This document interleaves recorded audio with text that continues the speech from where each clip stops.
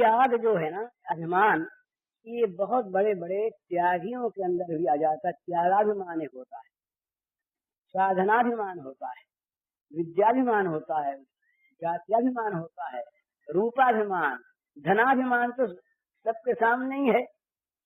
तो ये जितने अभिमान होते हैं, ये अभिमान साधन पथ के बहुत बड़े विघ्न हैं। इसलिए भगवान स्वाभाविक लीला से उनमें न राग है न द्वेष है, परंतु उनकी लीला में अपने भक्तों के, जीवों के सद के हित के लिए वे दो प्रकार का बर्ताव करते हैं। अभिमान द्वेषित्वात् दैन्य प्रियत्वाच्च, ये नारद जी का सूत्र है। अभिमान से वो द्वेष की लीला करते हैं और दैन्य से वो प्रियत्व की लीला करते हैं। अभिमानी से द्वेष नहीं है, अभिमान से द्वेष है उनका। क्यों है कि अभिमान साधन का महान विघ्न है। इस विघ्न के रहते साधक अपने लक्ष्य पर नहीं पहुंच सकता। अतः उसके कल्याण के लिए भगवान उसके अभिमान का नाश कर देना चाहते हैं। तो ये जो अभिमान होता है, ये दैन्य का विरोधी होता है। दैन्य का विरोधी होता अभिमान। पर जो भगवान के आश्रय मार्ग के साधक हैं, जिनको भगवान की कृपा का आश्रय है, जो अन्याश्रय का परित्याग करने वाले हैं, वे लोग, और यही भगवान ने गीता का अंतिम चरम उपदेश जो है वो यही है, अन्याश्रय का सर्वथा परित्याग करके एक मेरी शरण में आ जाओ, मेरे आश्रय में आ जाओ, तुम्हें पापों से मुक्त करने का जिम्मा मेरा, तुम सोच मत करो।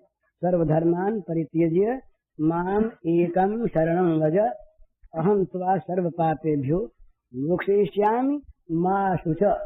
मा शुच, ये कितना बड़ा आश्वासन भगवान का। ये तुम चिंता क्यों करते? तुम्हें सारे पाप से परित्राण कर देने का, पापों से छुड़ा देने का ये भार मुझ पर रहा। मैं छुड़ा दूंगा, ये शब्द है महाराज। मोक्षयिष्यामि, मैं तुम्हें सारे पापों से, माने पापों की मूल जो भोग वासना है उससे भी। पाप होते हैं कामना से। अगर मनुष्य का मन कामना रहित हो जाए, भोग कामना उसके मन में न रहे, तो पाप होंगे नहीं। काम एष क्रोध एष रजोगुण समुद्भव महाशनो महापापमा विद्यन मिह वैरिणम। अर्जुन के प्रश्न का उत्तर, पाप कौन करवाता है? केन प्रयुक्तोऽयं पापं चरति पुरुष। तो भगवान ने कहा कि कामना जो तुम्हारे अंदर है, ये महाशन है, महापापमा है, इसी के द्वारा सारे पाप होते हैं। तो भोग कामना संसार के पदार्थों के द्वारा सुख की जो वांछा है, ये भोग कामना। असल में ये किसी खाने पीने की चीज नहीं है। प्रशंसा, मान, कीर्ति, पूजा, इंद्रियों के भोग, ये सब लोक परलोक के भोग, ये सब के सब इस कामना के अंदर आ। इनकी अगर चाह है लोक परलोक की किसी वस्तु की, और प्रेमी लोग तो बहुत आगे बढ़ते हैं, वो तो मोक्ष की कामना को भी कामना ही मानते हैं। वो तो मोक्षाकांक्षा का भी परित्याग कर देते हैं। भुक्ति मुक्ति स्पृहा यावत पिशाची हृदय वर्तते तावत प्रेम सुख स्यात्र कथम वेदम भवेत। ये भगवान शंकर के वाक्य हैं, पद्म पुराण के। इन्होंने जीव गोस्वामी ने इनको लिया है। इसका अर्थ है कि जब तक भोग और मोक्ष की पिशाचिनी इच्छा हृदय में वर्तमान रहती है, तब तक प्रेम के अंकुर का भी उदय नहीं हो सकता। तो प्रेमांकुर के उदय के लिए आवश्यकता है ये कामना का परित्याग। और कामना रहे और किसी अंश में भी पाप न हो, ये असंभव नहीं तो कठिन तो है। क्योंकि कामना विवेक को हर लेती है। भोग कामना, हमारे सामने कोई चीज है और हमें उसको प्राप्त करने की कामना है दूसरे की, पर हमारा मन तो उस पर अत्यंत लालायित है, किसी तरह मिल जाए। तो वो कामना कहेगी अच्छे लोगों को कि भाई देखो, कुछ देखने वाला तो है ही नहीं, और शायद तुम्हारे लिए भगवान ने भेजी हो धोखा, और तुम ले लो फिर वापस कर देना, अरे प्रायश्चित कर देना, कौन रोकता है। ये बहुत भले लोगों का ऐसा मन का विचार हो जाता है, मन का धोखा, वो ले लेता है। पर यदि उसको कामना ही न हो, कामना ही न हो तो ले कैसे। वो दो भक्त हुए, भक्तमाल की कथा है, रांका बांका, रंकन वंकन। तो बांका नाम था उनकी पत्नी का और रांका नाम था उन भक्त जी का।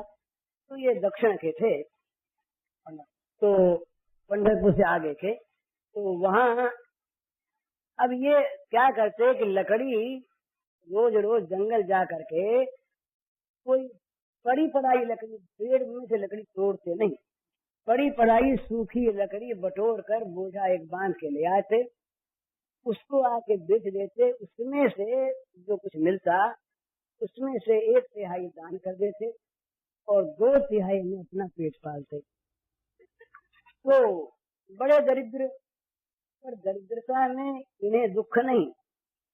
असल में दरिद्र तो वो है कि जो विषयानुरागी है चाहे करोड़पति हो। तो वह दरिद्री विषय अनुरागी, ये भगवान शंकराचार्य कृष्ण में। दरिद्र कौन है? जिसका विषयों में प्रेम है, जिसको चाह है, चाह गई चिंता गई मनवा बेपरवाह, जिसको कछु न चाहिए सो जग शाहनशाह, बादशाहों का बादशाह वो है जिसे कुछ चाहिए नहीं। जिसको चाहिए वो बादशाह होने पर भी भिखमंगई है। तो इनको चाह नहीं थी, दारिद्र में इनका उनको दुख नहीं था। तो लेकिन दूसरे देखने वालों के तो एक दिन ऐसा कहते हैं, 2-3 तरह से कथा आती है। नामदेव जी इनके गुरु थे।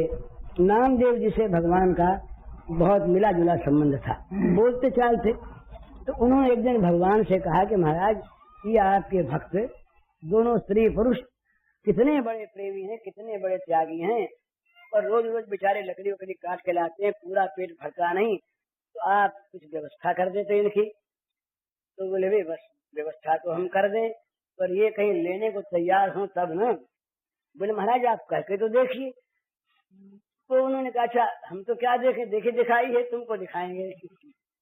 बोले कल ये जाए, जिस रास्ते से जाते हैं ये लेने के लिए, उस रास्ते में तुम एक तरफ खड़े होके देखना क्या बात है। तो खड़े हो गए नामदेव जी, इधर आ जाइए। नामदेव जी खड़े हो गए रास्ते में छिपकर। एक सोने के मोहरों की थैली, आगे आ गए, सोने के मोहरों की थैली एक डाल दी गई।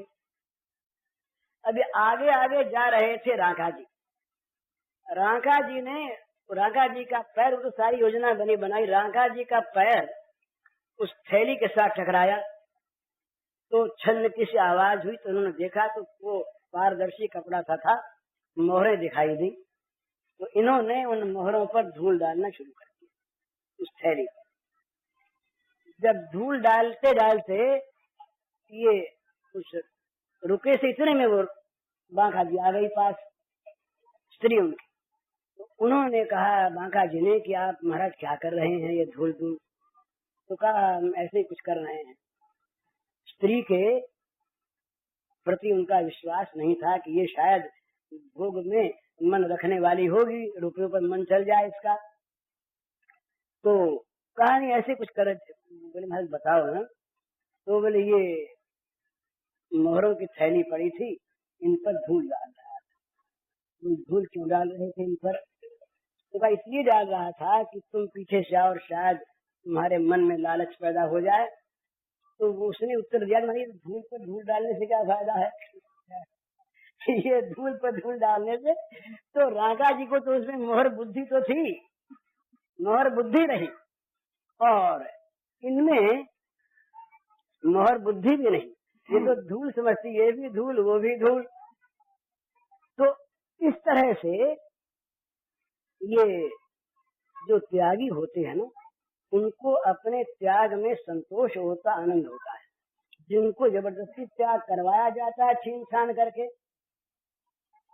वो ठीक नहीं। जिनको बाध्य होकर त्याग करना पड़ता वो ठीक नहीं, त्याग जो होता। तो कह नहीं रहा था कि अभिमान ये बड़े बड़े त्यागियों में रह जाता है,